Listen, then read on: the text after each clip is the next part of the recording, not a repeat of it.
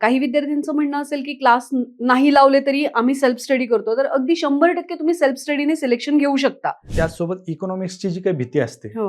ही दूर कशी झाली पाहिजे? तुमचं स्टेट बोर्ड आणि एनसीईआरटी याच्यावरती जर कमांड चांगले असेल, म्हणजे तुमच्या बेसिक संकल्पना जर क्लिअर असतील, तर तुम्हाला टेक्निकलचे प्रश्न सुटून जातात. मी तर असं म्हणतो की कलम ही प्रेमासारखी आहेत. बऱ्याच वेळा विद्यार्थ्यांना काय होतं की भरपूर अभ्यास असतो, माइंड स्टेबल नसतं.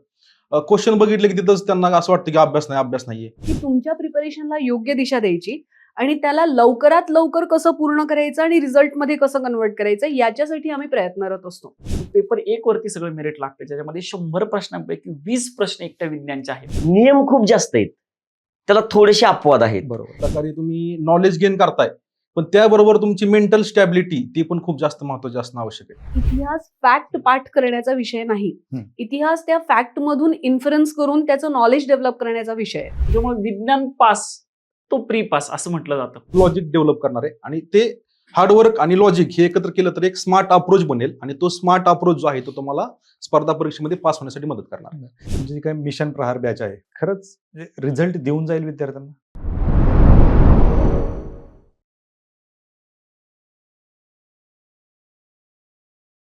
नमस्कार, मी किरण निंबोरे आणि आपण पाहताय वास्तव कट्टा. खरं तर स्पर्धा परीक्षा विश्वामध्ये आपण पाहिलं की मागील 2 वर्षात एक खळबळ होती. पॅटर्न बदलला होता आणि एकदम पॅनिक सिच्युएशन होती.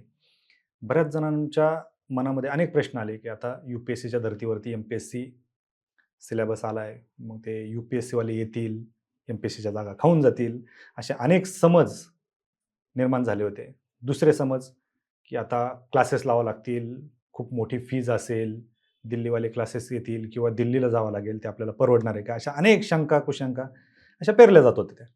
परंतु याच्यावरती ठोस असं काही उत्तर कुणाला मिळत नव्हतं. याच्यातून बाहेर कसं पडायचं किंवा याच्यामध्ये आलेच समोर तर त्याला कसं फेस करायचं, या सगळ्या गोष्टींचं सोल्युशन एकाच ठिकाणी आणण्याचे आमचे बऱ्याच दिवसापासूनचा विचार होता. त्यामुळे आज वास्तव कट्ट्यावरती या सगळ्या गोष्टींचे प्रश्नांचे सोल्युशन तुम्हाला मिळणार आहेत. आज वास्तव कट्ट्यावरती आपल्यासोबत युगांतरची टीम आहे. आज आपल्यासोबत वास्तव कट्ट्यावरती युगांतरच्या दीप्ती नायर मॅडम आहेत, ज्या इतिहास आणि अर्थशास्त्राच्या मार्गदर्शक आहेत. मॅडम वास्तव कट्ट्यावरती खूप नमस्कार खूप स्वागत. त्यानंतर जितेंद्र रसाळ सर आहेत, सामान्य विज्ञान, जो आपल्याला ग्रामीण भागातल्या विद्यार्थ्यांना जे काही 3 विषय अवघड असतात, इंग्लिश, मॅथ आणि सायन्स, त्यातले सायन्स अवघड विषय सोपा करून शिकवणारे सर आहेत. सर आपलं वास्तव कट्ट्यावरती खूप खूप स्वागत. धन्यवाद. त्यानंतर दुसरे आपले गेस्ट आहेत सुभाष पवार सर, जे राज्यव्यवस्थेचे शिक्षक आहेत. राज्यव्यवस्था ते विद्यार्थ्यांना शिकवत असतात. सुभाष सर आपलं वास्तव कट्ट्यावरती खूप खूप स्वागत. धन्यवाद सर. त्यानंतर योगेश देवकर सर, की जे मेंटरशिप प्रोग्राम राबवत असतात आणि एक्झामचा अप्रोच कसा असला पाहिजे याच्यावरती ते विद्यार्थ्यांना गाईड करत असतात. योगेश सर, पुन्हा एकदा तुमचं खूप खूप स्वागत. नमस्कार. खरं तर हे चौघही वरिष्ठ, आपण ज्याला म्हणतो ना वरिष्ठ मार्गदर्शक, तसे हे वरिष्ठ मार्गदर्शक आहेत. बऱ्याच दिवसांपासून, बऱ्याच वर्षापासून हे विद्यार्थ्यांना गाईड करतात आणि एकंदरीत त्यांचा या सगळ्यातला जो अभ्यास पाहिला तर ही एक टीम जी आहे युगांतरची, ही कुठेतरी विद्यार्थ्यांना योग्य मार्गदर्शन करेल असं वाटलं, त्यामुळे त्यांना इन्व्हाइट केलेलं आहे. पुन्हा एकदा चौघांचंही आपल्या खूप खूप स्वागत. खरं तर दीप्ती मॅडम, तुमच्यापासून सुरुवात करूयात. तुमच्या विषयाकडे यायचं आहे, बरं. परंतु शॉर्टमध्ये सांगा की आता हा जो पॅटर्न बदलला आहे, जो विद्यार्थ्यांना काहीतरी डोंगर डोक्यावरती आलाय असं वाटत होतं, तर ऍक्सेप्ट केला, काय परिस्थिती आहे त्यावेळेची, ज्यावेळेस तो सिलेबस डिक्लेअर झाला होता हो. आणि आत्ता काय सिच्युएशन आहे सध्या? आता विद्यार्थी एक तर नवीन येत आहेत. आता जे कॉलेजचे विद्यार्थी होते किंवा सेकंड इयर वगैरेचे होते ते आता यायला लागलेले आहेत. पण जे एक्झिस्टिंग विद्यार्थी होते त्यांनी हळूहळू याला अडॅप्ट करायला सुरू केलंय. And for my surprise or सगळ्यांचंच हेच म्हणणं असेल की जे विद्यार्थी ऑब्जेक्टिव्ह पॅटर्नमध्ये होते ते आता लिहायला शिकलेत. म्हणजे 2-3 वर्षाचा हा जो कालावधी गेला यामध्ये ते आता उत्कृष्ट आन्सर रायटिंग करायला लागलेले आहेत. बरं. म्हणजे त्यांनी अडॅप्ट केलेलं आहे, प्रॅक्टिस केलेली आहे, अभ्यास केलेला आहे आणि आता हळूहळू या पूर्ण पॅटर्नमध्ये ते यायला लागलेले आहेत. आणि मला असं वाटतं की आता रिझल्ट्स जे येतील 2025चे त्यामध्ये आपले युगांतरचे विद्यार्थी 100% असणार आहेत. क्या बात आहे. पण आता ऍक्सेप्ट केले, यायला सुरुवात झाली, म्हणजे कुठेतरी UPSC मध्ये देखील आपला टक्का वाढेल असं वाटतंय. हां. मला सांगा की तुमचे 2 सब्जेक्ट आहेत, तुम्ही 2 सब्जेक्ट घेता, हो. एक इतिहास आणि दुसरा अर्थशास्त्र. राईट. तसं पाहिलं तर दोन्ही टोकाचे.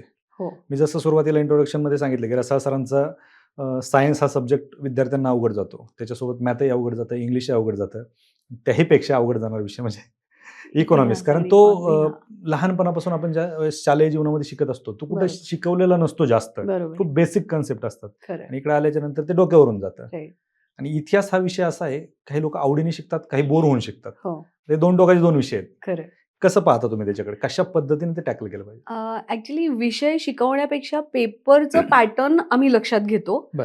आणि पेपर पॅटर्न मध्ये जर तुम्ही पाहिलं तर कॉन्सेप्ट बेस्ड प्रश्न आता यायला लागलेले आहेत. काही बरोबर. फॅक्च्युअल बेस असतात, काही कॉन्सेप्ट बेस असतात. मग अर्थशास्त्र विषयामध्ये जे संकल्पना आधारित प्रश्न आहेत किंवा करंट अफेअर्स बेस्ड प्रश्न आहेत त्याला आपण क्लासमध्येच कव्हर करून घेतो.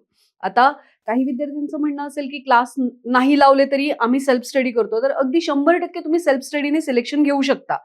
क्लासेसचा रोल काय असतो किंवा इथे जितके टीचर्स आमच्या बरोबर आहेत त्या सगळ्यांचा रोल काय आहे की तुमच्या प्रिपरेशनला योग्य दिशा द्यायची आणि त्याला लवकरात लवकर कसं पूर्ण करायचं आणि रिझल्टमध्ये कसं कन्वर्ट करायचं याच्यासाठी आम्ही प्रयत्नरत असतो. बरं. सो पेपरचं अनालिसिस करून जे आवश्यक आहे एक्झाममध्ये जे गरजेचं आहे त्याप्रमाणे बेसिकली आपण काम करत असतो. पण त्याचसोबत इकॉनॉमिक्सची जी काही भीती असते हो. ही दूर कशी झाली पाहिजे?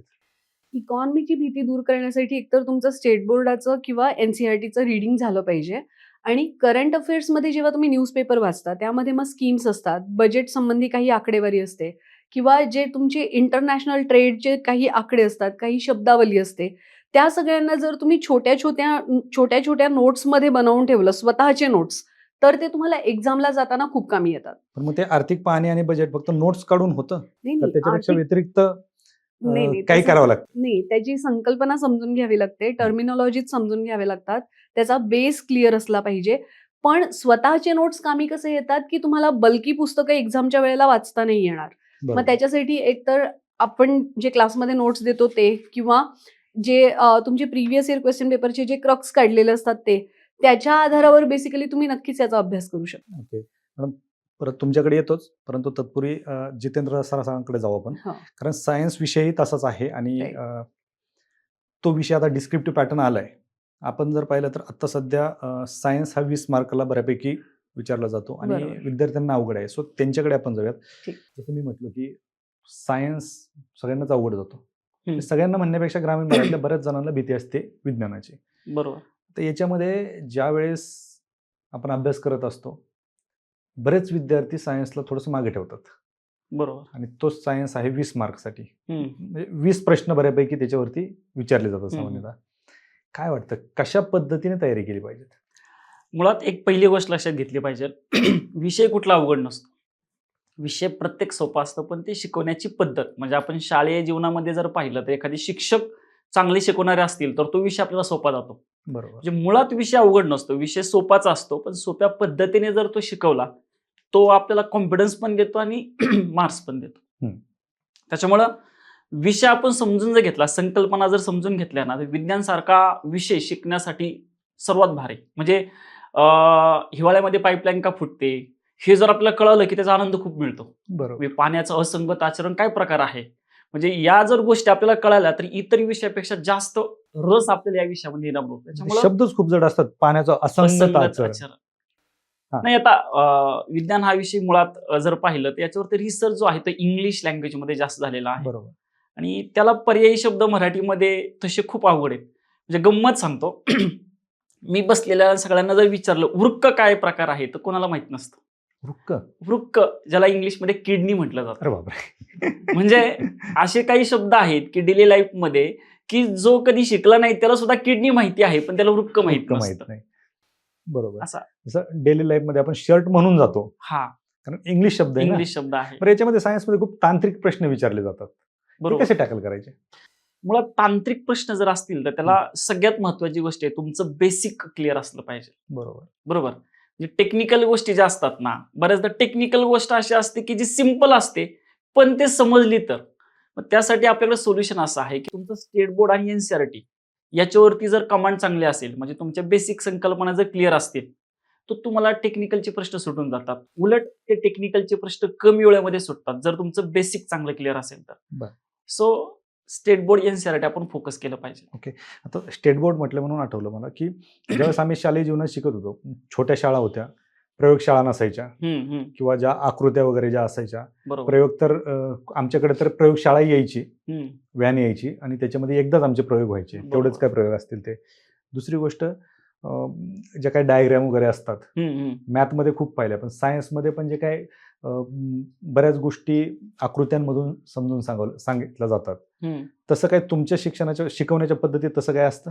100% प्रयोग वगैरे करून घेतले जातात, गरज पडते त्याची? आता जे प्रयोग असे आहेत की जसे काही क्लासमध्ये करून दाखवण्यासारखे प्रयोग आहेत ते 100% घेतो. जसे की आपण लाईटची जी प्रोसेस आहे ज्याच्यामध्ये खूप साऱ्या प्रोसेस आहेत, रिफ्लेक्शन, रिफ्रॅक्शन, डिस्पर्शन, स्कॅटरिंग, खूप साऱ्या प्रोसेस आहेत. त्याच्यामध्ये रिफ्रॅक्शन नावाची प्रोसेस आहे की जर काचेच्या ग्लासमध्ये आपण पाणी घेतलं आणि त्याच्यामध्ये पेन्सिल किंवा चमचा टाकला तर तो तिरका दिसतो. म्हणजे बरोबर. असे जे काही प्रयोग आहेत ते क्लासमध्ये आपण करून घेतो, जेणेकरून व्हिज्युअलायझेशन जर केलं तर ते जास्त लक्षात राहतील. पण काही असे प्रयोग असतात की त्याला प्रयोगशाळाच गरजेची असते. इथं एसटीओ सुपर टाकल्यानंतर असा रंग येतो वगैरे, ते आपल्याला वर्गात पॉसिबल नाही. मात्र जे पॉसिबल आहेत ते आपण नक्की करतो, जेणेकरून विद्यार्थ्यांना ते लक्षात राहायला जास्त फायदा होतो त्याचा. अगदी बरोबर. आणि तेच जसं तुम्ही सांगितलं व्हिज्युअलाइज होतं, व्हिज्युअलाइज होतं. हो, तेच एक्झाम मध्ये देखील त्यांना आठवत असतं आणि त्या कन्सेप्ट क्लिअर होत असतील. बरोबर. नक्कीच तुमच्याकडे परत येतो. तत्पूर्वी सुभाष पवार सरांकडे जाऊयात, कारण देश ज्याच्यावर चाललाय ते राज्यव्यवस्था, तो बरोबर. सब्जेक्ट ते घेत आहेत, त्यांच्याकडे जाऊयात. राज्यव्यवस्था हा तुमचा सब्जेक्ट, ज्याला आम्ही राज्यघटना म्हणून आजपर्यंत अभ्यासलाय. आणि सगळ्यात महत्वाचं म्हणजे त्याच्यामध्ये राज्यघटना म्हटलं की अभ्यासाला सुरुवात करताना पहिला येतो विषय कलम. तर हे कलम एवढी आहेत, हे मोठा कलमांचा डोंगर आहे. ही कशी पाठ करायची नक्की? बघा सगळे सर, पाठ करणं अपेक्षित असतं.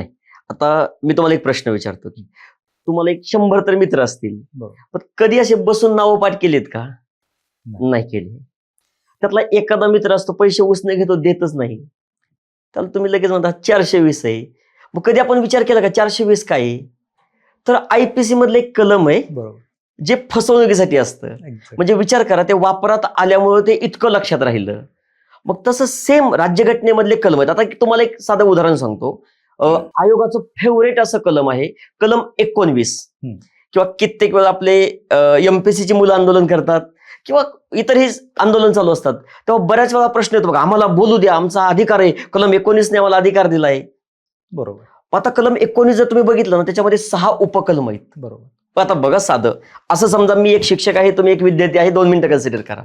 बघा, मी बोलतोय, बोलण्याचं स्वातंत्र्य. त्याच्यातच खालचं कलम जे आहे B 19(1) झालं बोलण्याचं. B, तुम्ही विनाशस्त्र एकत्र जमवू शकता. मग तुम्ही आणि मी एकत्र आलो, संस्था स्थापन करू शकतो. आपण संस्थेच्या कामासाठी देशभर फिरू शकतो. बरोबर. तिकडेच गेलं राहू शकतो. महागारी आलो, आपला आपला कामधंदा करू शकतो. हा हे कलमांचा सिक्वेन्स, कलम 19 मधले 6च्या 6 कलम. बरोबर. सिंपल आहे. तुम्ही कलम तुमच्या रोजच्या वापराशी जोडा, तुम्हाला ते कलम आपोआप लक्षात राहतात. मी तर असं म्हणतो की कलम ही प्रेमासारखी आहेत, करायची नाहीत, ऑटोमॅटिक होतात. ती जोडायची रिपिटेशननी, बरोबर. बस. पण आता याच्यासोबत एक काळ होता पूर्वी, मी ज्यावेळेस अभ्यास करत होतो, कलमांवरती सरळ प्रश्न यायचे. यस. डायरेक्ट कलम विचारलं जायचं. प्रश्न असायचा खाली 4 नंबर, राष्ट्रपतीचं कलम कोणतं आहे, उपराष्ट्रपतीचं कलम कोणतं आहे. पण आता पॅटर्न जसं जसं परीक्षा पद्धती बदलत जाते तसं तसं पॅटर्न बदलतोय. होय. त्यानुसार प्रश्न कुठेतरी विश्लेषणात्मक होत आहेत. यस. कशा पद्धतीने त्याच्याकडे पाहिजे? आता बघा, बेसिक क्लिअर असलं पाहिजे. आता तुम्हाला एक संकल्पना सांगेल. बऱ्याच वेळा आपण ऐकतो की आपल्या राज्यघटनेचं बेसिक स्ट्रक्चर सुद्धा आहे. कित्येक लोक फक्त पाठ करून ठेवतात, त्यांना बेसिक स्ट्रक्चर काही कळत नाही. आता सपोज माझी एखादी बॅच आहे, आता जसं की आता आपली प्रहार बॅच आहे, त्याच्यामध्ये मी पोरांना काय शिकवतो, बेसिक स्ट्रक्चर. सर, घटनेचं बेसिक स्ट्रक्चर काय? मग मी एका विद्यार्थ्याला पुढे घेतो, त्याला सांगतो की समजा तुला 10 लाख रुपये सापडले, तू काय करशील? हा आपला 70 रुपयाचा शर्ट आहे, काढून टाकून देईल, 2000चा घेईल. पण असं कधी होईल का, तुला 2 किलो सोनं सापडलंय, नाही बोटच कापला, आज फॅशन करतो? नाही. म्हणजे मी वरवरचा बदल करेल, शर्ट बदलला वरवरचा आहे, पण अंगठा माझा मुळातला जन्माचा आहे, मी ह्याच्यात नाही बदल करणार. बरोबर. सेम घटना जी आपल्या मूलतत्वांवर, मूल्यांवर, जी आपल्या थोर विचारवंतांच्या विचारावरती बनली, त्याला धक्का नाही लावला पाहिजे. मग ती नेमकं मूल स्ट्रक्चर कोणतं आहे हे मी किंवा तुम्ही नाही ठरवणार, सुप्रीम कोर्ट ठरवणार. मग हे आपल्याकडे पहिल्यांदा आलं केशवानंद भारती खटल्यामध्ये. म्हणजे अशा तऱ्हेने जीवनातली उदाहरणं देऊन त्यांना मी सांगत असतो. बरं. खरं ह्या सगळ्या गोष्टी होत असताना तुमच्या ज्या नोट्स आहेत, म्हणजे खूप चर्चा असते, मी खूप ऐकलंय तुमच्या नोट्स संदर्भात. काय नक्की कशा आहेत नोट्स? बघा, आपल्या विषयामध्ये काय सर, नियम खूप जास्त आहेत, त्याला थोडेसे अपवाद आहेत. बरोबर. आणि आयोग नेमका नियमावरती प्रश्न न विचारता अपवादावरती विचारतो. बरोबर. आणि मग मी नोट्स मध्ये ते हायलाईट करून देतो. जसं की बघा, एक साधा सरळ प्रश्न विचारला, मी तुम्हाला प्रश्न विचारला की सर, भारतामध्ये पंतप्रधान होण्यासाठी व्यक्ती संसदेचा सदस्य असणे बंधनकारक आहे. हे वाक्य चुकी बरोबर. आपण नियम वाचलेले असतात, आपल्याला माहित असतं 6 महिने नसला तरी चालतो. मग आपण सरळ म्हणतो सर हे चुकीचं आहे. आयोगाची की येईपर्यंत आपलं उत्तर बरोबर असतं. बरोबर. चुकतं ते की आल्यावरती. मग तुम्ही म्हणा सर काय झालं, असं कसं काय प्रश्न चुकला माझा. मी म्हणणार थांब, आपल्याकडे आहे संसदीय शासन व्यवस्था, अध्यक्ष नाहीये. आणि मग संसदीय शासन व्यवस्था काय सांगते, मंत्री कायदे मंडळाचा सदस्य असणं बंधनकारक. मग तुम्ही म्हणा सर ते 6 महिने नसला चालतो, तो अपवाद आहे. म्हणजे धातू कसे आहेत, स्थायू, जसं की रसायन सरांनी सांगितलं सायन्स असं आहे बेसिक. पण पारा एकटा लिक्विड आहे म्हणून आपण सांगतो का नाही लिक्विड पण असतात, नाही. म्हणजे पॉलिटीचे मॅक्स प्रश्न तुम्हाला अपवादावरती बघायला मिळतील. बरोबर. आणि म्हणून तुम्हाला हे कुठून कळतंय सर, बघा बरेच वेळा विद्यार्थी म्हणतात की सर तुम्ही कसं काय सांगताय, तुम्ही तर कुठे पास झालाय, तुम्ही कुठे अधिकारी आहे. नाही बाबा, हे आम्ही फेल होऊन जे आम्ही शिकलो आणि त्यालाच आम्ही आता प्रहार बनवलाय. क्या बात आणि तो एकदम फेल झालेले गाव एक अंतिम गाव, ते आता तुम्ही मारा, आम्हाला नाही मारायला जमलं तुम्ही मारा, आम्ही सांगतो फक्त आता. म्हणजे तुम्ही आता पार्थ बना, आम्ही अर्जुन बनतो. हा अंतिम बस. प्रहार आहे असं म्हणता येईल. अंतिम प्रहार आहे. मॅडम, इतिहास म्हणलं की सुरुवात होते समाजसुधारकांपासून. हो. कशा पद्धतीने अभ्यासले पाहिजेत? समाजसुधारक अभ्यासण्याची महाराष्ट्राच्या विद्यार्थ्यांना गरजच नाही पडली पाहिजे. कारण महाराष्ट्राचा इतिहास किंवा महाराष्ट्राच्या जी काही संस्कृती आहे ती तुम्हाला लहानपणापासूनच समाजसुधारकांवरच आधारित बघायला मिळते. तुम्ही लहानपणी भाषणांमध्ये भाग घेतलेला आहे, तुम्ही वक्तृत्व स्पर्धांमध्ये भाग घेतलेला आहे, निबंध लिहिलेले आहेत, त्यातूनच ऍक्च्युली तुमचे समाजसुधारक क्लिअर झाले पाहिजे होते. पण मग बरोबर. मुद्दा काय आहे पुन्हा एकदा, की हे आपण लहानपणी केलं नाही किंवा शाळा कॉलेजेसमध्ये केलं नाही. म्हणून मग क्लासमध्ये आल्यानंतर मी काय करते, स्टोरीच्या माध्यमातून याला कव्हर करत असते. बरं. की महात्मा फुले, मग त्यांचं जीवन, त्यांच्या जीवनात त्यांनी कसा संघर्ष केला किंवा किती मोठं विजनरी कार्य केलं, किंवा आगरकर, टिळक किंवा अगदी सावित्रीबाई फुले, आपल्या जितक्या स्त्री महिला समाजसुधारिका आहेत, यांच्या संघर्ष गाथा जर आपण ऐकल्या तर ते फक्त अभ्यासापुरतं मर्यादित राहत नाही, ते तुमच्या जीवनाला दिशा देणारं ठरतं. बरं. म्हणजे हे परीक्षेच्या पलीकडे आम्ही इथे विद्यार्थ्यांकडून करवून घेत असतो. अच्छा. पण हे करत असताना ज्यावेळेस इकॉनॉमिक्स असेल किंवा हिस्ट्री असेल, बऱ्यापैकी विद्यार्थ्यांच्या मनात असतं की आपण कुठेतरी इकॉनॉमिक्स बाजूला ठेवूयात हम्म. किंवा हिस्ट्री बाजूला ठेवूयात हो. आणि तोच अभ्यास दुसऱ्या कुठल्या तरी सब्जेक्टचा करूयात आणि ते मार्क आपण कुठेतरी भरून काढूयात. नाही. डायरेक्ट बाजूला स्किप करतात तो विषय. हो, खरंय. असं वाटतं तुम्हाला कधी हो, घडतं हो, असं? हो. इतिहासाला लोक खूप घाबरतात. बरं. हिस्ट्रीला विद्यार्थी का घाबरतात, कारण त्यामध्ये खूप नावं असतात, सनावळी असते किंवा घटनाक्रम असतात, हं. आणि एवढं सगळं लक्षात कसं ठेवायचं. So history is subject of interest. त्यामध्ये तुमचा जर रुची जागृत झाली की तुम्हाला तुमचा इतिहास जाणून घ्यायचा आहे, की कसा होता आपला भारत, कशी आपली सोसायटी निर्माण झाली, किंवा काय नक्की आपली स्वातंत्र्य गाथा आहे, हे जर तुम्ही जाणून घेण्याचा प्रयत्न केला ना तर फॅक्ट आपोआप लक्षात राहायला लागतात. आणि बरं. महत्वाचं म्हणजे की इतिहास फॅक्ट पाठ करण्याचा विषय नाही, हं. इतिहास त्या फॅक्ट मधून इन्फरन्स करून त्याचं नॉलेज डेव्हलप करण्याचा विषय आहे. बरं. सो तुम्ही जेव्हा मेन्सचा अभ्यास करताना आन्सर रायटिंगसाठी, त्याच्यातून प्रिलिम्सचा अभ्यास आपोआप होत असतो. बरं. विद्यार्थी चूक कुठे करतात की पहिले मेन्सचा अभ्यास करत नाही आणि वर्षभर प्रिलिम्सचा अभ्यास करत राहतात, फक्त रटत राहतात किंवा फक्त पाठांतराच्या मागे लागतात, आणि मग एक्झाम मध्ये कॉन्सेप्ट बेस प्रश्न आला की गोंधळतात. जसं आता राज्यव्यवस्था विषयाबद्दल सुभाष सरांनी सांगितलं की फक्त कलम पाठ करून चालणार नाहीये, है ना, तुम्हाला बेसिकली कॉन्सेप्ट आणि पाठांतर याचा सांगड घालावा लागेल. किंवा योगेश सरांनी सांगितलं की आता अप्रोच कसा डेव्हलप करायचा, मग ऍप्लिकेशनसाठी त्यांनी कॉन्सेप्ट आणि लॉजिक दोन्ही सांगितलं. सो याचा सांगड तुम्हाला इतिहास आणि अर्थव्यवस्थामध्ये सुद्धा करावं लागतं. तुमची एक बॅच लॉन्च होती, मी ते पाहिली, हो. प्रहार नावाने. मी प्रहारचा एक नाना पाटेकरचा मूवी पाहिला होता. त्यानंतर बच्चू कडू यांची प्रहार संघटना आहे बरं. आणि हे एकदम प्रहार जे नाव आहे हो, हे कुठेतरी आक्रमक दिसतं.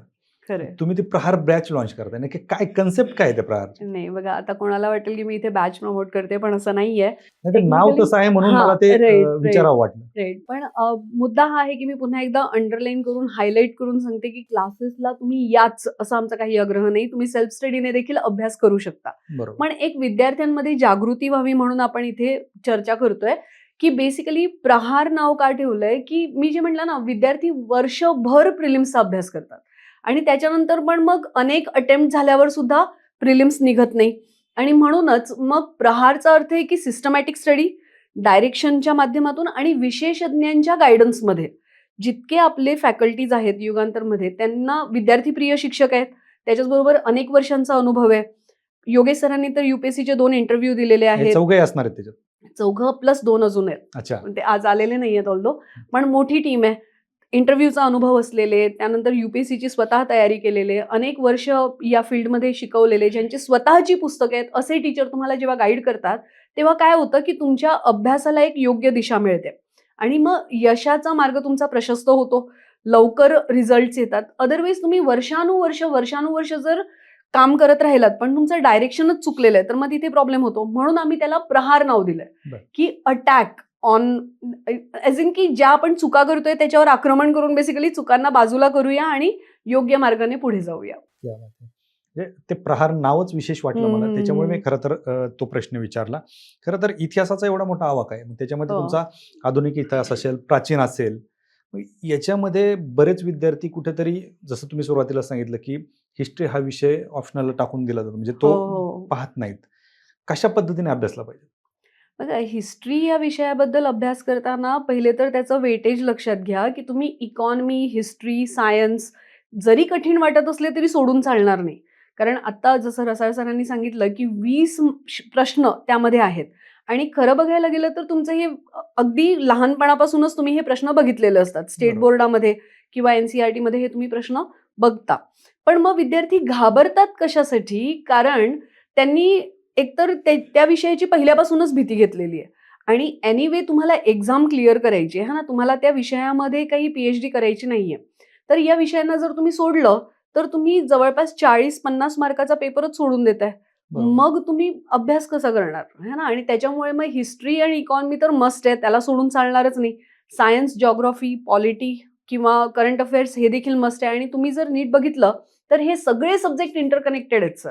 बरोबर. History is related to polity, polity is related to economy, economy is related to geography आणि सायन्स तर आहेच, म्हणजे त्याचा बेसच आहे. बरोबर. सो या सगळ्याला समजून घेतल्याशिवाय तुम्हाला प्रश्न सोडवताच येणार नाही. म्हणून आम्ही एक प्रॉपर फॅकल्टी दिलेली आहे की क्वेश्चनला कसं सोडवायचं. ओके. योगेश सरांचं पूर्ण कामच हे आहे की या प्रश्नाला ऍप्लिकेशन कसं करून घ्यायचं किंवा कसं ह्याला अप्रोच करायचा.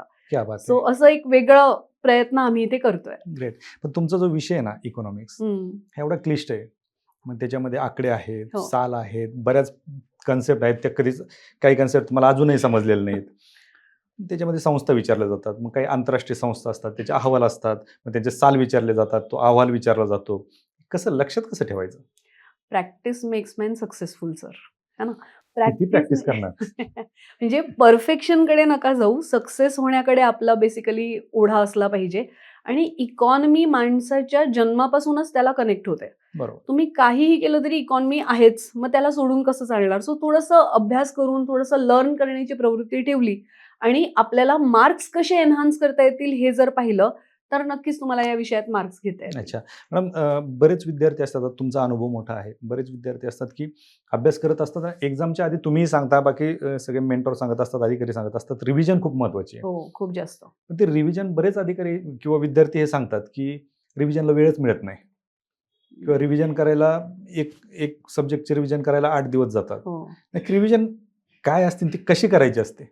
बघा, रिव्हिजन काय असते की जे काही तुम्ही अभ्यासाच्या प्रिपरेशनच्या प्रोसेसमध्ये जे तुम्ही नोट्स काढलेले आहेत किंवा तुम्ही जे टेस्ट सिरीज सोडवलेले आहेत, ज्या चुका तुम्ही केल्या त्यांना आता परत करायचं नाहीये, याच्यासाठी स्वतःला नेहमी अवेअर करत राहायचं. स्वतःला नेहमी हे जाणवून द्यायचंय की तुम्ही ही चूक आता परत नाही करायची. कारण सिली मिस्टेक, तुम्ही विद्यार्थी पेपर दिल्यावर बाहेर आल्यावर तुम्ही ऐकलं असेल सिली मिस्टेक झाल्या किंवा मला माहिती होतं की याचं उत्तर BA मी C करून आलो आणि यावर्षी तर तुम्हाला माहिती आहे OMR शीटमध्ये पण बदल झालेले आहेत बरोबर. आणि त्यामुळे प्रचंड प्रेशर असणार आहे. म्हणजे आता MPSCची परीक्षा फक्त पेपर सोडवण्याची परीक्षा नाहीये, अचूक पेपर सोडवण्याची परीक्षा तर आहेच आणि त्याच्याचबरोबर गोळे रंगवण्याची परीक्षा देखील झालेली आहे. बरोबर. मग या सगळ्यामध्ये जर तुम्ही प्रॅक्टिस नाही केली, रिव्हिजन नाही केलं किंवा प्रॉपर स्ट्रॅटेजीने जर पुढे गेला नाहीत तर तुम्ही इथेच राहून जाल. आणि काय होतं सर की कोचिंग क्लासेसची फीज किती आहे? जनरली विद्यार्थी म्हणतात की कोचिंग क्लासेसवाल्यांनी लुटलं. सर 5,000, 6,000, 10,000 रुपयांमध्ये आम्ही बॅचेस देतोय. 10,000 रुपयामध्ये printed notes, test series, personal mentorship, faculties, सगळ्यांचे गायडन्स आणि महत्वाचं म्हणजे की असे फॅकल्टी ज्यांना 10-10, 15-15 वर्षाचे अनुभव आहेत बरोबर. आणि याच्यातून तुमचं पूर्ण जीवन घडणार आहे. तुमचे 10,000 घेऊन आम्ही तुम्हाला काय लुटणार आहेत? Rather coaching classes are helping you to make it easier or speed, है ना?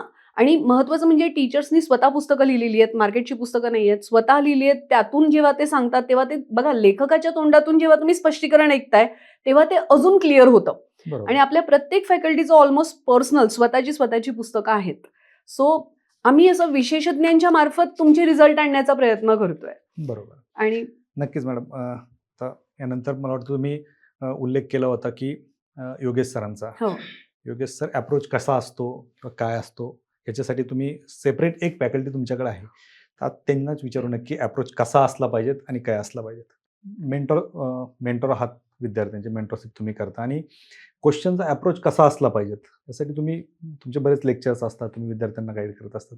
सगळ्यात महत्त्वाचं काय होतं माहिती आहे का, म्हणजे मी अभ्यास करत असताना तेच घडायचं की अभ्यास खूप झाला आहे, नक्की परीक्षेला उतरायचं काय, किंवा परीक्षेला ज्यावेळेस जातो त्यावेळेस हेच लक्षात येत नाही की, किंवा असं होतं अभ्यास झालेला आहे पण पेपरला गेल्याच्या नंतर आठवतच नाही की कशा पद्धतीने तो अप्रोच असला पाहिजे.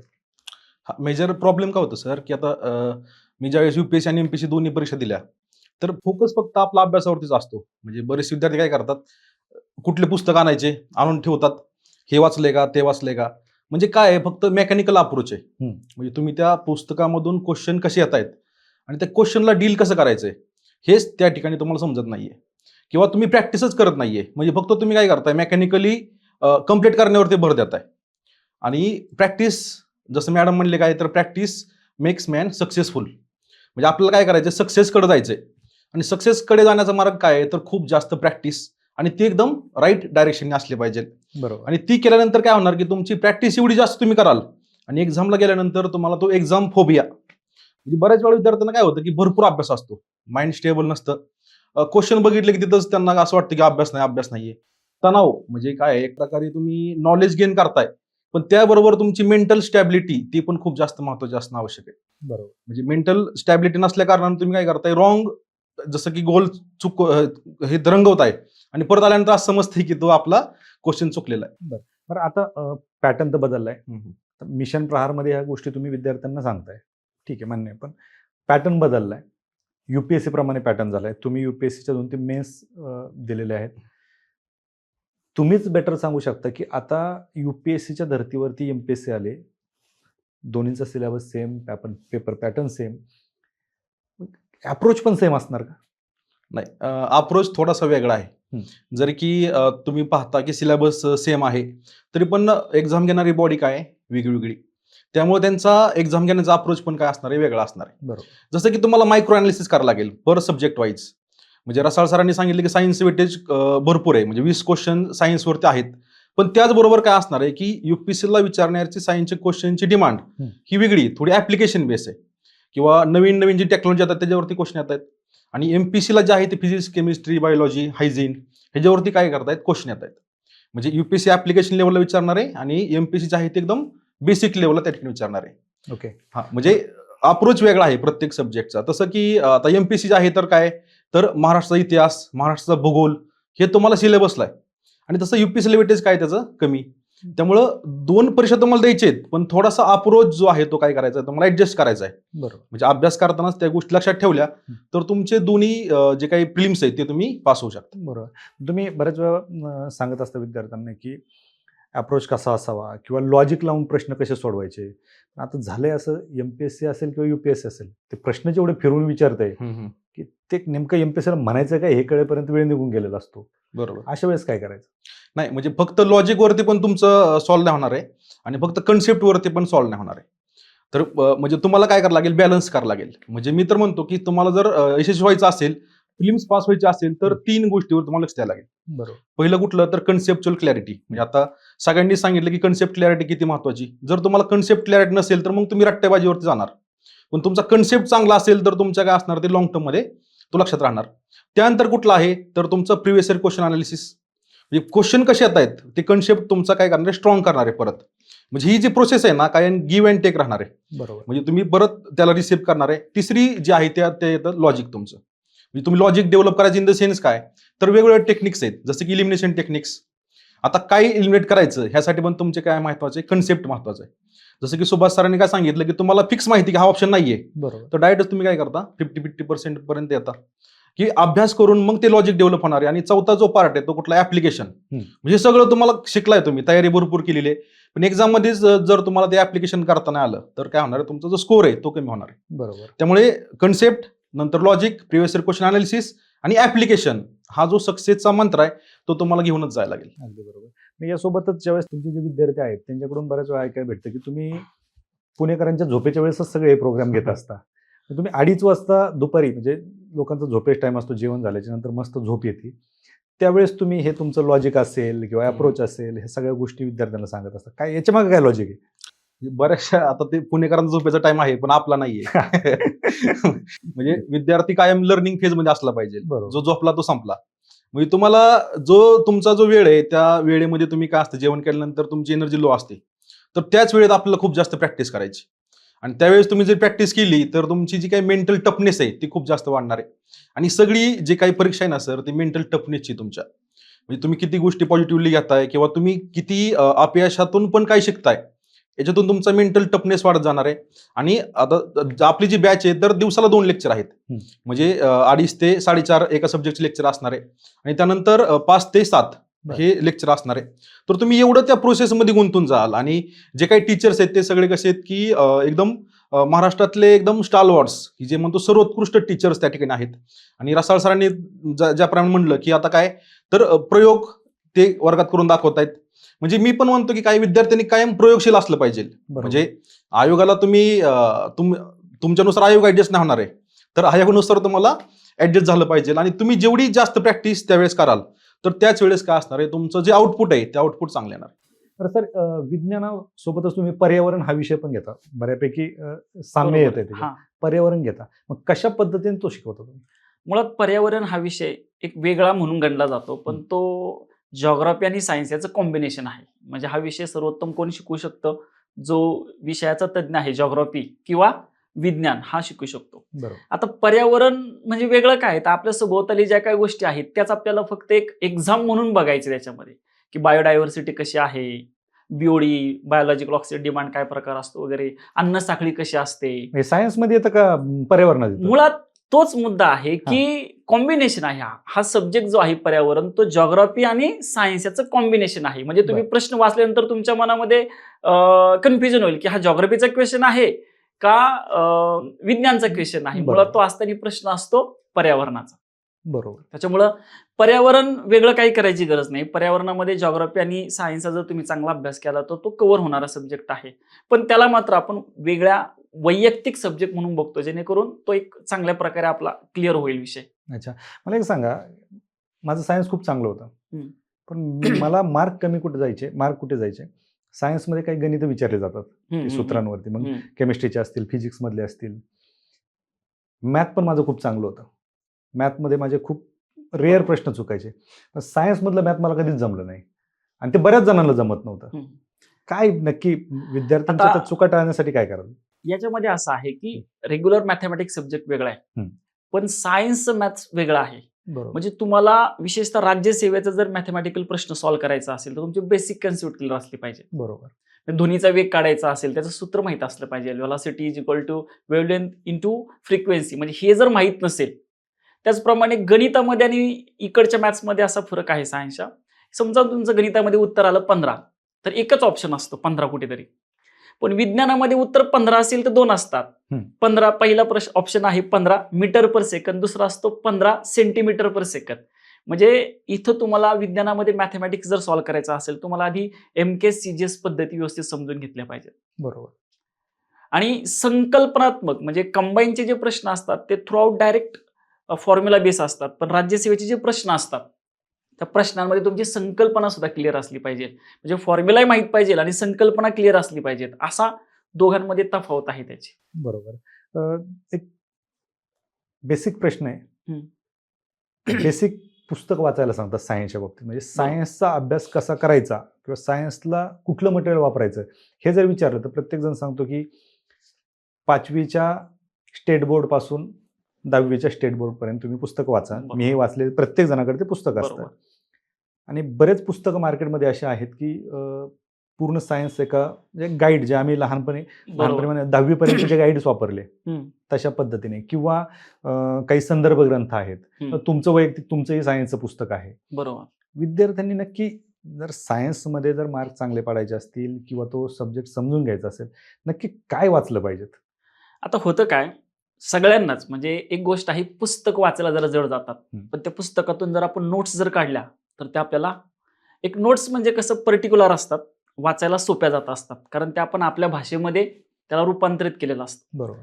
मग आपलं सायन्स मॉड्यूल जे पुस्तक आहे त्याच्यामध्ये मी वेगळं काही नाही केलं. मी काय केलेलं आहे, स्टेट बोर्ड, NCERT बरोबर, किंवा जे काही इंटरनेटला मटेरियल उपलब्ध आहे तो मुद्दा मी नोट्सच्या स्वरूपात कन्वर्ट केलेला आहे आणि त्या नोट्स पुस्तकाच्या स्वरूपात छापलेल्या आहेत. अच्छा. त्याच्यामुळे त्या विद्यार्थ्याला समजायला सोप्या जातात. बरं. कारण पुस्तक आवड जातं, नोट्स सहज समजतं. पण आता पुस्तक वाचून भीती दूर होईल, ठीक आहे, काही बरोबर. हरकत नाही, किंवा विद्यार्थ्यांना मार्क पडतील. पण ओव्हरऑल सायन्सची जी भीती मनामध्ये बसलेली आहे ती भीती दूर होण्यासाठी काय सांगताल तुम्ही? बघा, मुळात सगळ्यात पहिली गोष्ट, म्हणजे 5वी पासून 10वी पर्यंत विद्यार्थ्यांनी विज्ञानचा अभ्यास तितका प्रॉपर केलेला नसतो. त्याच्यामुळं याच्या मागचं कारण पण असं आहे की विज्ञान अवघड आहे हे थोडंसं लहानपणापासून बिंबवलं जातं. जसं विज्ञान, गणित आणि इंग्रजी हे 3 विषय प्रत्येकाला असं वाटत असते की अवघड आहेत. बरोबर. त्याचा एक तो बॅक असतो त्याच्यामध्ये. मुळात 10वी नंतर 11वीला जायचं असलं की सगळ्यात पहिलं असतं विज्ञान नको, अवघड आहे ते, मग कॉमर्सला चला नाहीतर आर्ट्सला चला. बरोबर. पण माझं मत असं आहे की स्पर्धा परीक्षेमध्ये असे पण काही विद्यार्थी आहेत की ज्यांना समविषम संख्या जमत नव्हती. पण का, तर त्यांनी तोपर्यंत त्याला वेळ नव्हता दिला त्या विषयाला.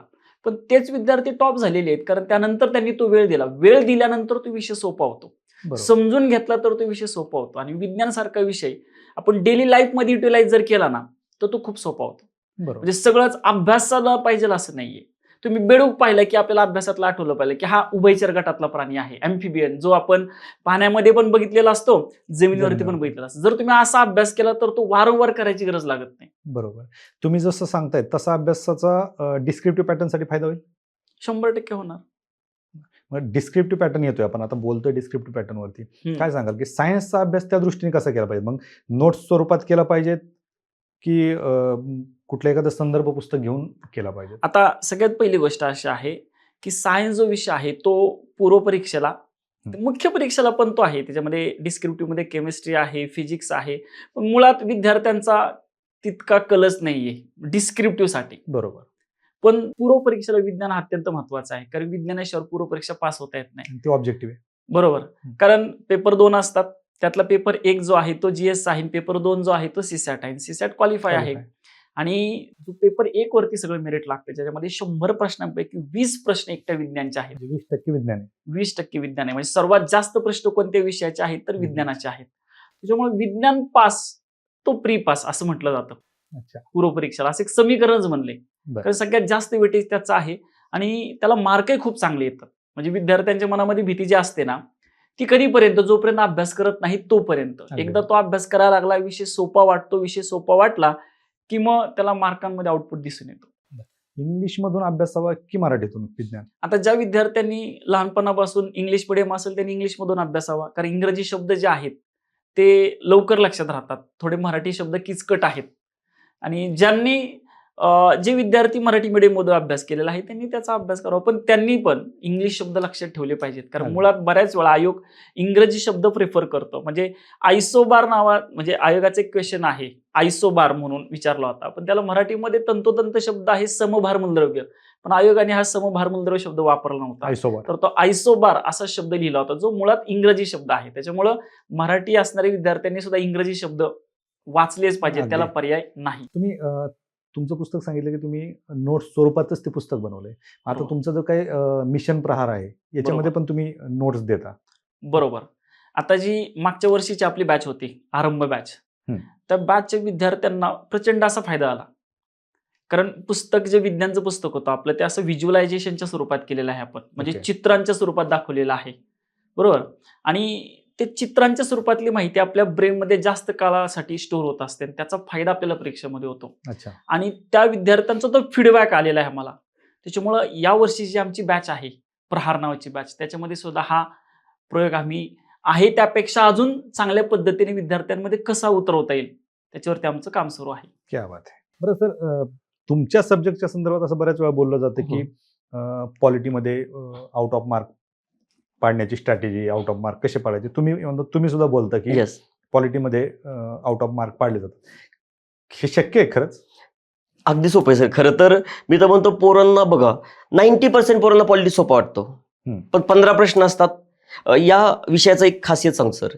राज्यसेवा पूर्व परीक्षा 15 प्रश्न, बरोबर. कंबाईन पूर्व परीक्षा 15 प्रश्न, मुख्य परीक्षा 15 प्रश्न, म्हणजे सगळीकडे वेटेज आहे भरपूर. पोरं म्हणतात सोपा गेला, पण सोपा जाऊन 10 किंवा 12 मार्क येतात, 15 पैकी 15 घेत नाहीत.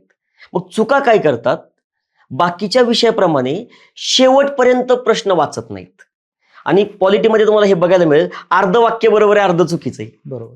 आता तुम्हाला एक प्रश्न सांगतो की मार्क कुठे जातात. आपल्याला माहित असतं विधानसभेच्या किमान जागा असतील 60, जास्तीत जास्त असतील 500. बरोबर. हा नियम आहे, घटनेत असं लिहिलंय. आता बघा, पहिलं वाक्य दिलं की समजा असं दिलं की गोव्यामध्ये जागा आहेत 40, आणि दुसरं दिलेलं आहे विधानसभेच्या किमान जागा असतात 60. नवीन पोरगा म्हणतं येस, दोन्हीपैकी एक फिक्स चुकीचं आहे. बरोबर. झालं. आन्सर की आल्यावर बघतो तर काय झालं, तर सर कसं काय चुकलं हे, मग दोन्ही चुकीचे पाहिजेत. नाही, मग तुला माहित पाहिजे अपवाद. बघा घटनेत जर तुम्ही गेलं ना 371 ABCDE अशी कलम आहेत, तिथे हे सगळ्या जागा लिहिलेत की कुणाला 60 पेक्षा कमी ठेवू शकतात. मग तुम्हाला पुन्हा एकदा मुद्दा आला सर अपवादांचा. आणि मग ज्याने हे क्लिअर केलंय ना त्याला आउट ऑफ मार्क्स येतात म्हणजे येतात. बरोबर. आता कालच्या राज्यसेवेच्या पूर्व परीक्षेला एक प्रश्न होता की 337 कलमावरती प्रश्न विचारला, आणि त्याच्यात असं म्हटलं की बाबा अँग्लो इंडियनच्या ज्या जागा आहेत त्याच्याबद्दल ती तरतूद आहे. पण आपल्याला कलम जे दिलं होतं 333 दिलं होतं. मग तिथे पण आपल्याला कळतं की ते SC STचं आहे. बरोबर. मग तिथे आपल्याला जर पक्क माहित असतं, खालचे 2 पर्याय वाचायची पण गरज नाही. मग तिथे तुम्ही तुमच्या इलिमिनेशन टेक्निकचा वापर करायचा.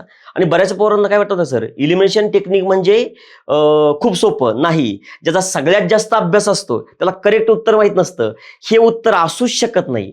ते कळलं की तुमचे आउट ऑफ मार्क्स आले म्हणून समजायचं. बरोबर. आणि हा विषय सर अभ्यासला की मार्क देतो म्हणजे देतो. अगदी बरोबर. नाही, या विषयावरती आपल्याला परत योगेश सरांकडे जायचंय. येस. पण तत्पूर्वी ह्या ज्या तुम्ही सगळ्या गोष्टी सांगितल्या, ठीक आहे, तुम्ही सांगता की काय चुका होतात, पण मग आता नवीन एखादा विद्यार्थी येतोय, या चुका होऊ नयेत म्हणून त्यांनी कशा पद्धतीने सुरुवात करायची पॉलिटीसाठी, आउट ऑफ मार्क घ्यायचे असते? येस. आता तुम्ही सगळ्यात पहिलं सर 11वी आणि 12वीचं विद्यार्थ्यांनी पुस्तक वाचलंच पाहिजे. बरं. त्यांना काय कळतं माहितीये का, म्हणजे लिटरली मी जेव्हा या क्षेत्रात आलो का नाही, एकच माहित, डॉक्टर बाबासाहेब आंबेडकरांनी घटना लिहिली, ह्याच्या पलीकडे एक लाईन माहित नाही. बरोबर. आणि आज पुन्हा असं झालं की मला अख्खं कॉन्स्टिट्यूशन तोंडपाठ आहे. मग ते कसं काय, प्रॅक्टिसने. मग तुम्ही सुरुवात कुठून करा, राज्यघटना काय आहे. आता राज्यघटनेतली कलम पण लगेच पाठ करू नका. मग बेसिक संकल्पना करा. जसं की बऱ्याच वेळा आपण ऐकतो की न्यायिक पुनर्विलोकन, फक्त मग ते पाठ करत बसतो. नका पाठ करू, संकल्पना समजून घ्या. काय न्यायिक पुनर्विलोकन म्हणजे काय, कार्यकारी मंडळ असेल किंवा कायदे मंडळ असेल, यांनी केलेला कायदा, अंमलात आणलेला कायदा योग्य की अयोग्य हे न्यायालयाने चेक करणं. तर सिंपल, संकल्पना संपली. म्हणजे अशा प्रकारे तुम्ही एक एक गोष्टी विषयाची सुरुवात करायच्या आधी बेसिक संकल्पना क्लिअर करायच्या, ज्या की आपण नोट्समध्ये पण सुरुवातीला दिलेल्या आहेत. म्हणजे पहिलं 2 ते 3 लेक्चर संकल्पनाच होतात आणि त्याच्यानंतर मग पुढे अख्खा लेक्चर चालू होतं. बरोबर. असं. पण मग हे सगळं होत असताना बऱ्याच वेळेस काय होतं, विद्यार्थी अभ्यास करतात, विद्यार्थी आधी कलम वाचतात, नंतर मग राष्ट्रपती, उपराष्ट्रपती वाचतात, राष्ट्रपती वाचतात, राज्यपाल वाचतात, पंतप्रधान वाचतात, पण ते पाठ करत असतात. येस. जी कलम, ह्यांचा असा काही एकंदरीत असा संबंध लावता येतो का कुठला, की Yes. लक्षात ठेवण्यासाठी, किंवा कशा पद्धतीने केलं पाहिजे ते विद्यार्थ्यांनी? बघा सर, मी एक साधारण उदाहरण देत असतो. आपण एखाद्याच्या लग्नाला गेलो, आपले घरचे उत्सुक असतात आपली ओळख करून द्यायला. बरोबर. आपण सगळ्याशी ओळख करून देतो, हा मामा आहे, हा ते, कुणी लक्षात राहत नाही. बरोबर. त्यांची जेवताना भांडणं होतात ताटावरून. आत्ताच ओळख झाली असती. बरोबर. पण हेच पुन्हा 2 वेळा 3 वेळा 4 वेळा भेटले तर एकमेकाला रिस्पेक्ट द्यायला चालू करतात. सेम आपला अभ्यास आहे सर. म्हणजे मग तो पॉलिटिक्स असो, कुठल्याही विषयाचा असो, तुम्ही पहिल्यांदा असं वाचायचं की मला एवढंच कळलं ही देशाची घटना आहे, एक कलम लक्षात नाही, काय नाही. मग दुसऱ्या वेळेस मला असं कळतं की ते पंतप्रधान विचारलाय आणि राष्ट्रपती टॉपिकमध्ये सुद्धा पंतप्रधानाचा उल्लेख झालाय, तेव्हा मी त्यांचा संदर्भ लावायचा. आणि सर कलम लक्षात ठेवायला अगदी सोपे आहेत. कसे सांगतो तुम्हाला बघा, कलम 124 सुप्रीम कोर्टचं कलम आहे. फक्त एक मागे टाकायचा, 2 पुढे घ्यायचा. 214 हायकोर्ट आहे. सेम ऑर्डिनन्स जर तुम्ही बघितलं 123 आहे. पुन्हा एकदा 2 पुढे घ्या, 213 मध्ये राज्यातला ऑर्डिनन्स आहे. बरं. म्हणजे तुम्ही काय करायचं, पहिल्यांदा सर तुम्ही असा संबंध लावू शकत नाही. जेव्हा तुम्ही 1 किंवा 2 रिव्हिजन होतात तुमच्या, त्यावेळेस तुम्ही त्यांचा संदर्भ जोडायचा. आणि मग सर बघा, पहिल्यांदा पुस्तक वाचताना आपल्याला 8 दिवस लागतात, दुसऱ्यांदा 2 दिवस लागतात, 3 दिवस लागतात. एक्झामच्या आदल्या दिवशी एका दिवसात सगळे विषय होतात. बरोबर. कसं काय, तिथं कॉन्सन्ट्रेशन वाढलेलं असतं आणि प्रॅक्टिस झालेली असते. बरोबर, असं आहे. अगदी बरोबर. थोडंसं डिस्क्रिप्टिव्ह आणि एमपीएससी किंवा युपीएससीच्या मुलाखतीच्या अँगलने एक प्रश्न विचारू वाटतो. हम्म.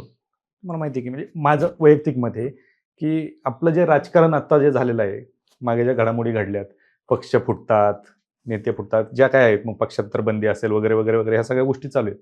ज्यावेळेस एखादा पक्ष फुटतोय आणि त्या पक्षाच्या नावावर दावा केला जातो, पक्षावरती दावा केला जातो, केस सुप्रीम कोर्टमध्ये चालते, हायकोर्टमध्ये चालते, जे काही असेल ते आहे. पण मग अशा सिच्युएशनमध्ये एका बाजूला राज्यघटना आणि एका बाजूला करंट सिच्युएशन, आणि मला जायचं इंटरव्ह्यूसाठी. मी कशा पद्धतीने, किंवा मला एखाद्या प्रश्नाचं उत्तर लिहायचंय डिस्क्रिप्टिव्ह पॅटर्नमध्ये, येस मी कुठल्या अँगलने विचार केला पाहिजे, सद्यस्थिती पाहून की राज्यघटना पाहून? येस बघा, तुम्हाला सांगतो सर, इथे संदर्भ आता राज्यघटनेचा आलेला आहे. राज्यघटना is equal to doctor Babasaheb Ambedkar. Yes. आणि आता डॉक्टर बाबासाहेब आंबेडकर बौद्ध धर्म, तर गौतम बुद्धाचं एक वाक्य आहे, फॉलो मिडल पाथ. कसा? म्हणजे तुम्हाला आक्रमक व्हायचंच नाही. सर बघा, लक्षात घ्या, आता तुम्हाला एक साधा प्रश्न विचारला, तुम्ही मला विचारलाय सर आरक्षणावर काय मत आहे. मी सरळ सांगतो, मी कोण आहे मत देणारा. आपण सगळ्यात उच्च कोण आहे, सुप्रीम कोर्ट. सुप्रीम कोर्ट काय म्हणतंय, जसं की आरक्षणावरती सुप्रीम कोर्टचं सरळ म्हणणं आहे, आरक्षण असावं नसावं हा मुद्दाच नाही, कुणाला असावं, त्याचे लाभार्थी कोण असावेत ते समजून घेणं आवश्यक आहे. म्हणजे मी बघा इथे काय झालं, उत्तर मी लिहिलं की माननीय सुप्रीम कोर्टाच्या निर्णयानुसार, इथं मी माझं मतच लिहित नाही, उलट मी कुणाचं सर्वोच्च बॉडीचं मत व्यक्त करतोय, पण स्वतःचं मत इथे व्यक्तच करायचं नाही. मुळात सर बघा, पक्षांतर बंदी कायदा मुळात हाच चुकीचा आहे असं मी नाही म्हटलं, सुप्रीम कोर्ट म्हटलं. अच्छा. साठे म्हणून एक न्यायाधीश होते, ते काय म्हटले माहिती आहे का, हा पक्षांतर बंदी कायदा म्हणजे आजारापेक्षा उपचार घातक झालाय. बरं. का, डायरेक्ट बोलण्यावरच बंधन घालतोय. बघा, एक सपोज एक पक्षी आहे आणि त्याचा आमदार आहे, तो पक्षाच्या विरुद्ध बोलू शकतो का? नाही. पण त्या पक्षामुळे मतदारसंघामधले लोकांची भावना पोहोचू शकत नाहीये. एक्झॅक्टली. परंतु ते कशामुळे झालं की, बघा तुम्हाला एक थोडा संदर्भ देतो अजून. आपल्याकडे अध्यक्ष पद्धती निवडायची का संसदीय, ह्याच्यावरती खूप डिबेट झाली. तर बघा, अध्यक्ष पद्धतीमध्ये काय खासियत आहे, सरकार पडत नाही. एकदा राष्ट्राध्यक्ष निवडून आला की तो टिकतो, बहुमत सिद्ध करायचं नाही. बरोबर. परंतु संसदीय शासनव्यवस्था कनिष्ठ सभागृहामधल्या बहुमतावर आधारित आहे. बरोबर. बरोबर आहे. आता बहुमत कोण दिलंय, जनतेने. बरोबर. मग आपल्याकडे संसदीय शासनव्यवस्थेचा हा दोषच आहे, अस्थिर सरकार, कारण ते बहुमतावर आहे. तिथे प्रश्न झालं की आपण स्थिर सरकार निवडू, पण अध्यक्ष पद्धतीमध्ये जबाबदार शासन व्यवस्था नाही. बघा, कधी कधी बघा ट्रम्प रुसून बसतात, कारण कायदेमंडळ ते दोघं विभक्त आहेत, एकामेकाला काही करू शकत नाहीत, स्वतंत्र आहेत. परंतु मगाशी सांगितलं, संसदीय शासन व्यवस्था, मंत्री कायदेमंडळाचा सदस्य असणं बंधनकारक, आणि असल्यामुळे तो जबाबदार पण असतो. मग आपल्याकडे प्रश्न आला की आपण स्थिर व्यवस्था निवडायची का जबाबदार, तर डॉक्टर बाबासाहेब आंबेडकर म्हणले एक वेळ स्थिर नसलं चालेल, जबाबदारी घेणार असलं पाहिजे. आणि दॅट्स वाय तुम्ही पक्षांतर बंदी कायदा एक प्रकारे जनतेचा आवाज दाबतोय, पण आपण कुठेतरी एक सांगड घालायचा प्रयत्न केलाय, थोडं स्थिर राहू दे, बघू आपण ते. नक्कीच. आणि हे सगळं जर तुम्ही उतरवलं सर, फक्त एकच आहे, कुठल्या राजकीय पक्षाचा नावाचा उल्लेख करायचा नाही. तुम्ही बघा, सत्ताधारी पार्टी, विरोधी पार्टी हे शब्द वापरा, पण आपल्याकडे डायरेक्ट बघा बीजेपी काँग्रेस असं करतायत, तर ते नाही केलं पाहिजे. बरोबर. आणि सर सरकारी कमिशन आहे, त्याच्यानंतर पुंची आयोग आहे, ह्यांनी सरळ सरळ काय म्हटले माहितीये का, स्थानिक स्वराज्य संस्थांमध्ये राष्ट्रीय पक्षांना किंवा राज्य पक्षांना किंवा मान्यताप्राप्त पक्षांना भाग घ्यायची संधी देऊ नये. कारण हे व्यासपीठ काय आहे, स्थानिक स्वराज्य संस्था तळागाळातल्या लोकांना नेतृत्व गुण, राजकीय नेतृत्व, जसं की माननीय विलासराव देशमुख, म्हणजे सरपंच टू सीएम, तर हे डेव्हलप झालं पाहिजे. पण आता कुठेतरी आपल्याला बघायला मिळतंय की हे लोक राजकीय केंद्रातला पक्ष ठरवतोय की गावातला सरपंच कोण. बरोबर. मग हे खूप चुकीचं होतं, उलट होतंय. अगदी बरोबर. नक्कीच सर, तुम्ही जसं सांगितलं की रसा सरांनी सांगितलं, प्रयोग केल्याच्या नंतर कन्सेप्ट आपले जे आहेत ते क्लिअर होतात. MPSCचा अभ्यास करत असताना कुठे फिरायला भेटत नव्हतं. हम्म, हम्म. पण अभ्यास बंद केल्याच्या नंतर ज्यावेळेस फिरायला सुरुवात केली त्यावेळेस एखाद्या ठिकाणी गेल्याच्या नंतर लक्षात यायचं, अरे माथेरानला गेलो, माथेरानला प्रश्न विचारला होता सगळ्यात नॅनोगेजची रेल्वे कुठे आहे, बरोबर. हा. ते एका प्रश्नामुळे मी बाहेर पडलो होतो. ओके. म्हणजे तिथे गेल्याच्या नंतर जी गोष्ट लक्षात आली तसंच आहे, ते प्रयोगातून हे कन्सेप्ट क्लिअर होतात. तसंच मला तिथं माथेरानला जर मी कदाचित आधी गेलो असतो तर माझा तो प्रश्न चुकला नसता. तर ती जी कन्सेप्ट आहे तुमची, ते तुम्ही प्रयोग शिकवताय किंवा वर्गामध्ये त्या कन्सेप्ट घेताय, हे खूप महत्त्वाचं आहे. परत हे सगळं सांगितलं तुम्ही, अंतिम प्रहार तुमचा जो काय मिशन प्रहार, हम्म, हम्म. विद्यार्थ्यांसाठी तो अंतिम प्रहार असावा. हम्म, हम्म. ह्या मिशन प्रहारमध्ये टेस्ट सिरीजचं वगैरे काय नियोजन असतं तुमचं? हा, म्हणजे काय आहे तर आता प्रत्येक म्हणजे सोमवार ते शुक्रवार हे सब्जेक्ट टीचिंग असणार आपल्या रोज 4 तास. शनिवार जो आहे तो आपण करंट अफेअर्सला ठेवलेला रिझर्व. बरं. कारण तुम्ही जर बघितलं तर करंट अफेअर्सचं जे वेटेज आहे ते एक्झाम मध्ये खूप जास्त आहे. शनिवार काय असं काय त्याच्या मागे स्पेसिफिक रिझन आहे? नाही तसं नाहीये काय, रिझन काही नाहीये. पण शनिवारी एक दिवस तुम्ही काय कराल तर पूर्ण करंट अफेअर्स म्हणजे प्रत्येक महिन्याचं त्या ठिकाणी तुम्ही रिवाईज कराल. आणि त्यानंतर काय असणार आहे, म्हणजे मी जसं तुम्हाला म्हटलं की पहिलं काय असणार आहे कन्सेप्ट, म्हणजे तुमची कन्सेप्ट बिल्डिंग कधी होणार आहे तर सोमवार ते शनिवार ह्या काळात होणार आहे. लॉजिक आणि प्रिव्हियस इयर क्वेश्चनचे अनालिसिस आहे ते सगळं क्लासमध्येच करून घेणार आहे. म्हणजे तुम्हाला घरी जाऊन असं वेगळं विशेष परत त्याची करण्याची गरज नसणार आहे.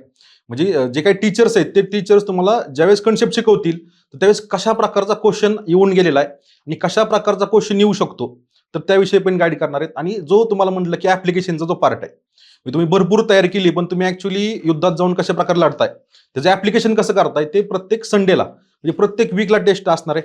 जसं 17 वीकचा हा जो प्रोग्राम आहे तर 17 वीक मध्ये 17 टेस्ट असणार आहे. बरं. आणि हे सगळं झाल्यानंतर 3 जे आहेत ते कॉम्प्रिहेन्सिव्ह टेस्ट असणार आहेत. ओके. तर टेस्ट सिरीजचा जो रोल आहे तो खूप जास्त महत्वाचा आहे. आता ह्या सगळ्या गोष्टी झाल्या, परंतु जे काही नवीन विद्यार्थी आहेत ज्यांना नव्याने या क्षेत्रात उतरायचंय, स्पर्धा परीक्षेत यायचंय, त्यांच्यासाठी हा तुमचा मिशन प्रहार, हा प्रहार त्यांना झेपणार आहे का? ते विद्यार्थी येऊ शकतात का? नाही, ते त्या विद्यार्थ्यांचा पण तो अंतिम प्रहार होण्यासाठीच ही बॅच आपण लॉन्च केलेली आहे. बरं. म्हणजे काय बघा की ज्यावेळेस नवीन विद्यार्थी आपण ज्यावेळेस तयारी करत असतो, म्हणजे तुम्ही पण तयारी केली किंवा मी पण ज्यावेळेस तयारी करत होतो तर त्यावेळेस आपल्यात एनर्जी खूप जास्त असते. म्हणजे नवीन तयारी केली की एनर्जी तुमच्याकडे खूप जास्त आहे, फक्त तुमच्याकडे काय नसणार, डायरेक्शन नसणार आहे. म्हणजे तुमच्याकडे इंजिन तुमचं खूप जास्त स्ट्रॉंग आहे पण स्टिअरिंग व्हीलच तुमची वीक आहे तर तुमची गाडी जी आहे ती पुढे जाणारच नाहीये. तर त्यावेळेस काय असणार आहे, तर मिशन प्रहारमध्ये तुमची जी एनर्जी ती एका राईट डायरेक्शननी चॅनलाइज करण्यासाठी आम्ही काम करणार आहे. म्हणजे ही युगांतरची पूर्ण टीम त्या ठिकाणी काम करेल. म्हणजे त्यांना प्रत्येक सब्जेक्टमध्ये कुठं फोकस करायचा आहे, म्हणजे त्यांची जी एनर्जी ती राईट डायरेक्शनला जर आपण लावली तर त्यांचा वेळ हा खूप जास्त वाचणार आहे. म्हणजे शिकणारे माणूस, चुक्यातून आपण शिकणारे, पण आता पहिले जे अटेम्प्ट देणारे विद्यार्थी त्यांना चुका करायला स्कोप नसणार आहे. अच्छा. तर त्यासाठी त्यांनी व्यवस्थित ती जी एनर्जी जे काही मेंटर्स आहेत त्यांच्यानुसार जर त्यांनी लावली तर ते त्यांचा जो प्रहार आहे तो पहिलाच प्रहार अंतिम प्रहार होऊ शकतो. बऱ्याच वेळा ह्या गोष्टी बोलत असताना अधिकारी ज्यावेळेस वास्तव कट्टेवरती येतात त्यावेळेस काय अधिकारी सांगतात हार्डवर्क शिवाय पर्याय नाही, काय अधिकारी म्हणतात फक्त हार्डवर्क करून उपयोग नाही, स्मार्ट वर्क केलं पाहिजेत. तुम्ही तुमच्या अप्रोचमध्ये सांगता हार्डवर्क ते स्मार्ट वर्क करा. नक्की ह्या हार्डवर्कची आणि स्मार्ट वर्कची सांगड कशी घालायची? म्हणजे हार्डवर्क जे आहे ना, तुम्ही किती तास अभ्यास करताय हे आहे, पण स्मार्ट वर्क जी करणार आहे ना तर तुम्ही कशा प्रकारे करणार आहे ह्याच्यावरती त्या ठिकाणी काम करणार आहे. बरं. म्हणजे हार्डवर्कनी तुम्हाला सक्सेस हे मिळू शकतं पण त्याला थोडंसं लेट होईल.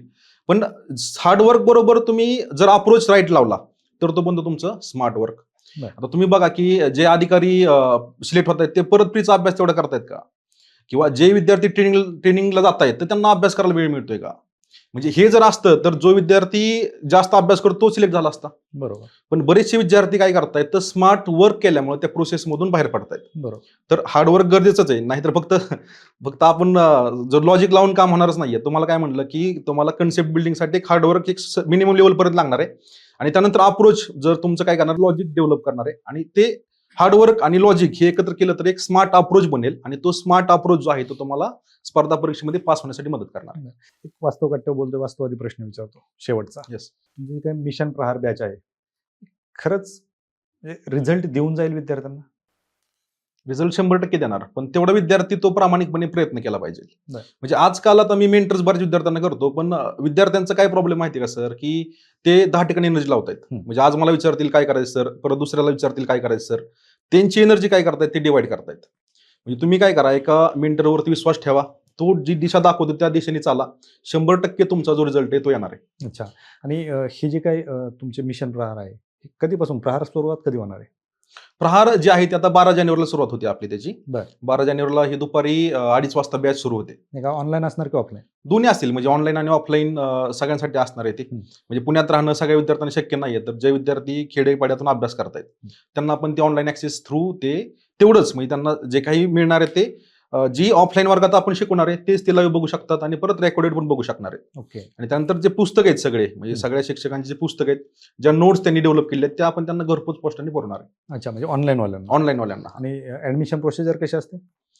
ऍडमिशन प्रोसिजर काय करायला लागेल, आपण आता म्हणजे मेंटरशिपला लिमिटेशन्स आहेत, म्हणजे की एक जो मेंटर आहे तो सगळ्याकडेच लक्ष नाही देऊ शकणार, किंवा बरोबर. जे विद्यार्थ्यांनी इंटरव्ह्यू दिलेला आहे अशी पण विद्यार्थी आपल्याकडे मेंटरशिपला आहेत. बरं. तर बॅचला लिमिटेशन आहे, म्हणजे ज्यांना विद्यार्थ्यांना ऍडमिशन करायचं आहे त्यांनी लवकरात लवकर जो दिलेला नंबर आहे तर त्याच्यावरती फोन करून तुमचं सीट जे आहे ते बुक करा. नक्कीच. खरं तर सर, हे जे डिस्क्रिप्टिव्ह पॅटर्न आहे, या डिस्क्रिप्टिव्ह पॅटर्नमध्ये ज्या गोष्टी खरं गरजेच्या होत्या, तर बऱ्याच जणांना वाटतं की डिस्क्रिप्टिव्ह पॅटर्न खूप अवघड आहे. परंतु त्याचं तुम्ही जे सर्वांनी सांगितलं की त्याचा पहिला टप्पा जो आहे पूर्वपरीक्षा, तो आधी पास होणं गरजेचं आहे. आणि तो पहिला टप्पा पार केला तर डिस्क्रिप्टिव्ह पॅटर्नकडे तुम्ही जाल.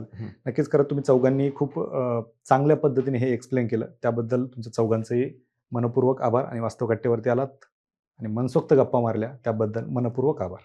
धन्यवाद सर. धन्यवाद. धन्यवाद सर. धन्यवाद सर. खूप खूप धन्यवाद. खूप खूप धन्यवाद सर.